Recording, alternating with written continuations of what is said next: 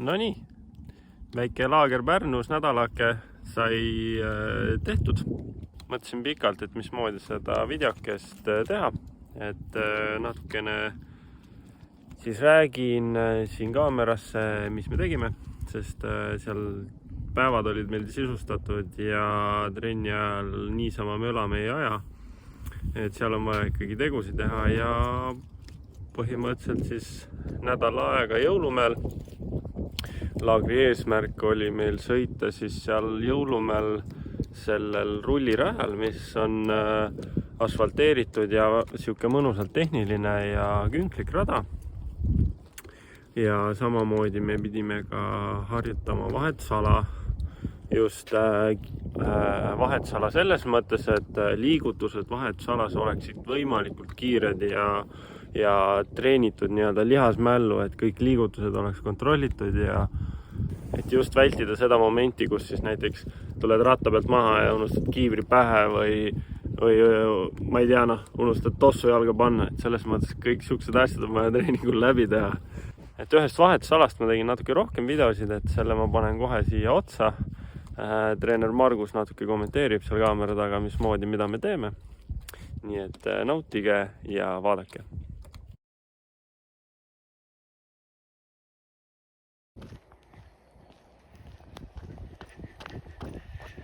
Ja tulevad vahetusalasse ja penalti on tulekul sealt. Super sprindi distants, seega tähendab penalti 3 sekundit ainult õnneks.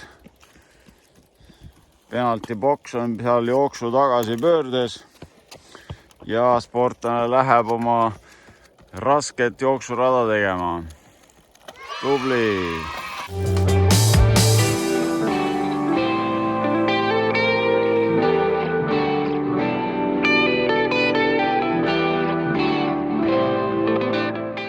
Viimane tagasipöörde kurv,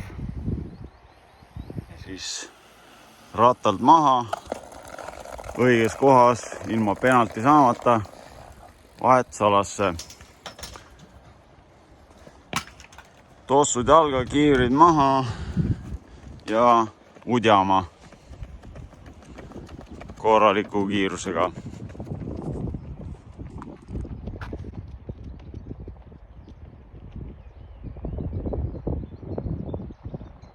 Kohe tuleb siuke suur lauge tagasipööre, nagu on vaja Poolas teha Euroopa meistrivõistlustel 6 aja pärast.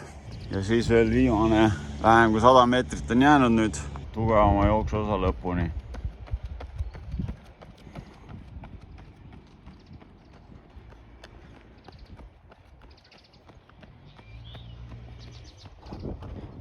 Ja sportlane läheb juba edasi järgmisele osale, et jätkata seda jooksulõiku.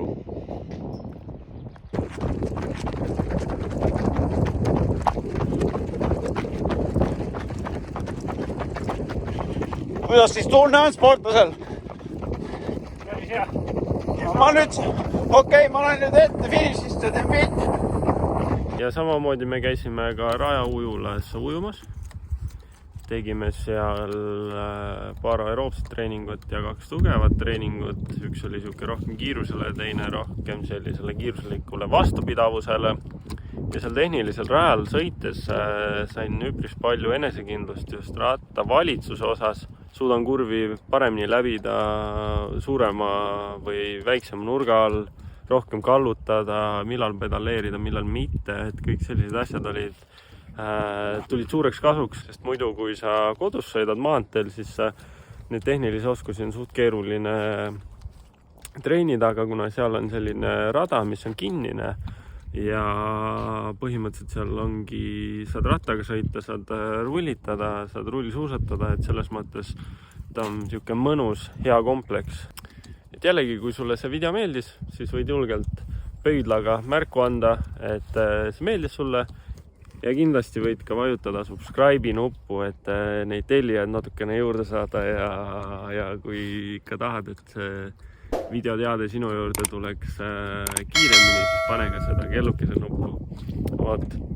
Aga siit tuulisest kliimast liigume edasi ja olge vahvad, olge mõnusad ja tšau!